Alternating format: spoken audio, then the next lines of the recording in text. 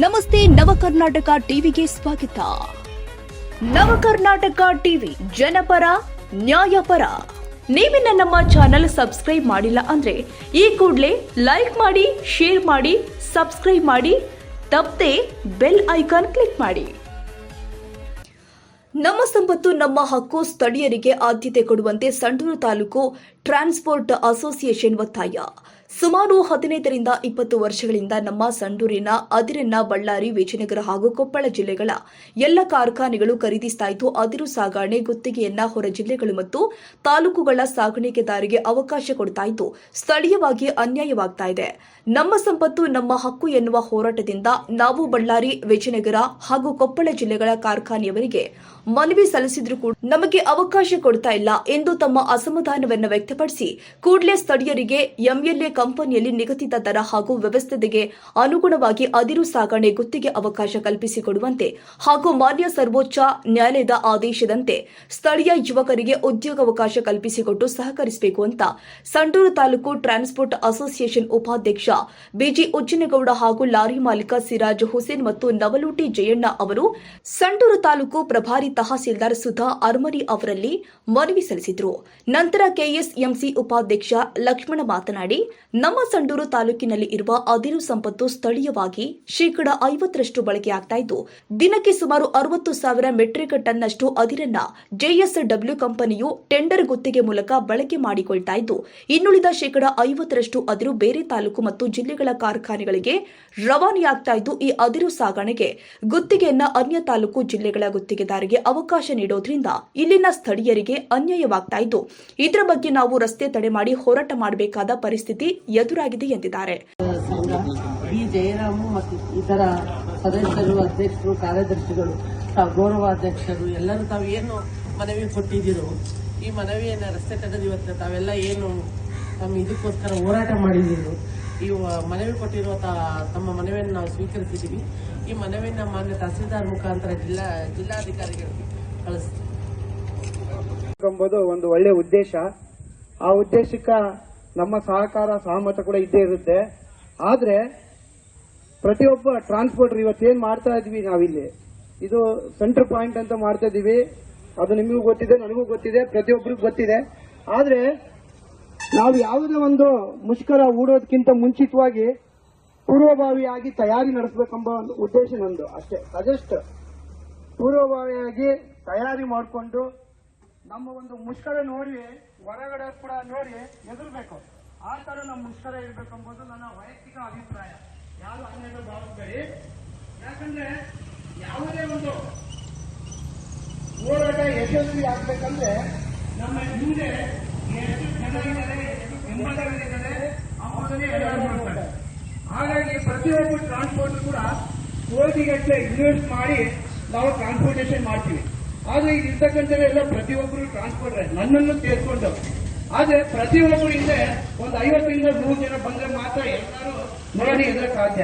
ಇದು ಯಾರು ಅನ್ಯಾಯ ಮಾಡಬೇಡ್ರಿ. ಮುಂದಿನ ದಿನಗಳಲ್ಲಿ ದೊಡ್ಡ ಈಗ ಹಮ್ಮಿಕೊಂಡಿರೋ ಒಂದು ಮುಷ್ಕರ ಸಕ್ಸಸ್ ಆಯ್ತಂದ್ರೆ ಎಲ್ಲರಿಗೂ ಒಳ್ಳೆಯದು. ಮುಂದಿನ ದಿನಗಳಲ್ಲಿ ಈ ಕಾರ್ಯಕ್ರಮ ಯಶಸ್ವಿ ಆಗಲಿಲ್ಲ ಅಂದ್ರೆ ಮುಂದಿನ ರೀತಿಯಲ್ಲಿ ದೊಡ್ಡ ಮಟ್ಟದ ಒಂದು ಹೋರಾಟ ಮಾಡಬೇಕು ಅಂತ ಈ ಒಂದು ವೇದಿಕೆ ಮುಂಭಾಗದಲ್ಲಿ ನಾನು ಹೇಳಕ್ ಇಷ್ಟಪಡ್ತೀನಿ. ಹಾಗಾಗಿ ಈ ಒಂದು ಕಾರ್ಯಕ್ರಮ ಯಶಸ್ವಿ ಆಗಬೇಕು. ಈ ಟ್ರಾನ್ಸ್ಪೋರ್ಟೇಷನ್ ಉದ್ದೇಶ ಅಂದ್ರೆ ಪ್ರತಿಯೊಬ್ಬರು ಕೂಡ ನಮಗೆ ಮೊದಲು ಅನೇಕ ಅಡೆತಡೆಗಳು ಬರ್ತವೆ. ಆ ಅಡೆತಡೆಗಳನ್ನ ಮೆಟ್ಟಿ ನಿಂತು ನಾವು ಹೋದಲ್ಲಿ ಮಾತ್ರ ನಮಗೆ ಯಶಸ್ವಿ ಸಾಧ್ಯ. ಹಾಗಾಗಿ ಪ್ರತಿಯೊಬ್ಬರು ಕೂಡ ನಮ್ಮಲ್ಲಿ ಇರ್ತಕ್ಕಂಥ ನ್ಯೂನತೆಗಳನ್ನ ಹುಡುಕೋದು ಬೇಡ. ನಾವೆಲ್ಲರೂ ಸಮಾನ ಮನಸ್ಕರಾಗಿ ಒಗ್ಗಟ್ಟಾಗಿ ಮುಂದೆ ಹೋದಲ್ಲಿ ಮಾತ್ರ ನಮಗೆ ಶ್ರೇಯಸ್ಸು ಸಿದ್ಧಿಸಿದೆ ಅಂತ ಈ ವೇದಿಕೆ ಮುಂಭಾಗದಲ್ಲಿ ಹೇಳ್ತಾ ನಮ್ಮ ಮಾತು ಮುಗಿಸ್ತೀನಿ. ಜೈ ಹಿಂದ್, ಜೈ ಕರ್ನಾಟಕ, ಜೈ ಭಾರತ್ ಮಾತು. ನಮ್ಮ ಸ್ಥಳೀಯವಾಗಿ ಇರ್ತಕ್ಕಂಥ ಇಂಡಸ್ಟ್ರಿಗಳೇನೋ ಇಲ್ಲಿ ತಗೊಂತಾರೆ, ಅದು ಬಿಟ್ಟು ಇನ್ನೊಂದು 50% ಹೊರಗಡೆ ಹೋಗ್ತದೆ. ಅಂದ್ರೆ ಬಳ್ಳಾರಿ ಜಿಲ್ಲೆ ಹೊರತುಪಡಿಸಿ ಬಳ್ಳಾರಿ ಜಿಲ್ಲೆ ಆಗಿರ್ಬೋದು, ಹೊಸಪೇಟೆ ತಾಲೂಕು ಆಗಿರ್ಬೋದು, ಕೊಪ್ಪಳ ಆಗಿರ್ಬೋದು, ಹೀಗೆ ಬೇರೆ ಬೇರೆ ಕಡೆ ಎಲ್ಲ ನಮ್ಮ ಅದಿರು ಇಲ್ಲಿಂದ ಸಂಡೂರಿನಿಂದ ಹೋಗ್ತದೆ. ಆದ್ರೆ ಟ್ರಾನ್ಸ್ಪೋರ್ಟರ್ಗಳು ಯಾರು ಎತ್ತಗಂತ ಗೊತ್ತಿಲ್ಲ. ಬಟ್ ಆ ಕಡೆಯಿಂದನೂ ಬರ್ತಾರೆ. ಯಾಕಂದ್ರೆ ಆ ಕಡೆ ರಾಜಕೀಯ ಮುಖಂಡರಿರ್ತಾರೆ, ಅವರು ಒತ್ತಡದ ಮೇಲೆ ಕೂಡ ತಗೊಂಡಿರೋರು ಇರ್ತಾರೆ, ಇಲ್ಲ ಅಂತ ಹೇಳಲ್ಲ. ಬಟ್ ಅವ್ರನ್ನ ಕೂಡ ಕಡೆಗಣೆ ತಗೋಬಾರ್ದಂತ ಏನೂ ಇಲ್ಲ. ಅವರಿಗೆ ಅಟ್ಲೀಸ್ಟ್ ಒಂದು 50% ಕೊಟ್ರೆ ನಮ್ಮ ಇಲ್ಲಿ ಸ್ಥಳೀಯವಾಗಿರ್ತಕ್ಕಂಥವ್ರಿಗೆ ಒಂದು 50% ಕೊಡ್ಲಿ, ಅಥವಾ ಅಲ್ಲಿ ಯಾರೋ ಕೊಪ್ಪಳದಲ್ಲಿ ಇರ್ತಕ್ಕಂಥ ಫ್ಯಾಕ್ಟರಿ ಒಂದು 60% ಕೊಟ್ರೆ ನಮಗೆ ಒಂದು 40% ಆಗಲಿ ಸ್ಥಳೀಯವಾಗಿರ್ತಕ್ಕಂಥವ್ರಿಗೆ ಒಂದು ಅವಕಾಶ ಕೊಡಬೇಕು. ಅದನ್ನ ನಾವೆಲ್ಲ ಹೋರಾಟಕ್ಕೆ ಇಳಿಬೇಕಾಗಿದೆ.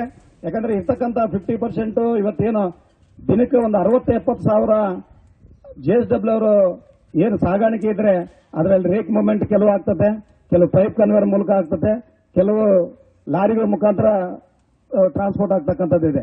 ಆದ್ರೆ ಇವತ್ತು ಕ್ಯಾಪ್ಟಿವ್ ಮೈನ್ಸ್ಗಳು ಅವರು ಮಾಡ್ತಾ ಇದ್ದಾರೆ.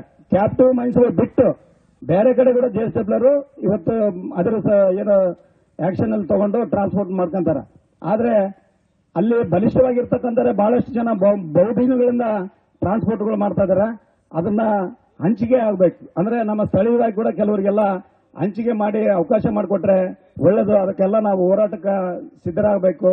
ಅದರ ಜೊತೆಗೆ ಇವತ್ತು ಹೊರಗಿನ ಟ್ರಾನ್ಸ್ಪೋರ್ಟ್ಗಳು ನಾನು ಇತ್ತೀಚೆಗೆ ನಾನು ಹೊರಗಡೆ ಯಾವತ್ತೂ ಟ್ರಾನ್ಸ್ಪೋರ್ಟ್ ಕಡೆ ನಾನು ಕಿವಿ ಹಾಕಿದ್ದಿಲ್ಲ.